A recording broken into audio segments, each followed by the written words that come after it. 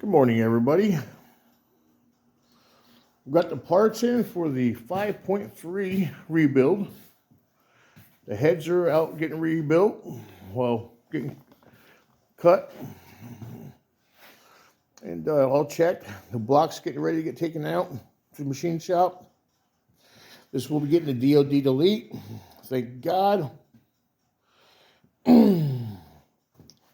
Just the worst setup in the world. You see where this lifter's up, would be up. That's the whole DOD delete system in this. It's just is junk. Well, all this is getting replaced. Those the guts are. So all the guts in this thing will be brand new.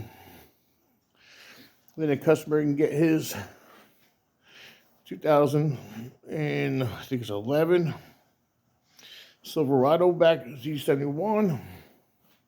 I know she misses it, but I figured I'd just do a little update. I will be filming the rebuild on this. Like, subscribe, leave a comment.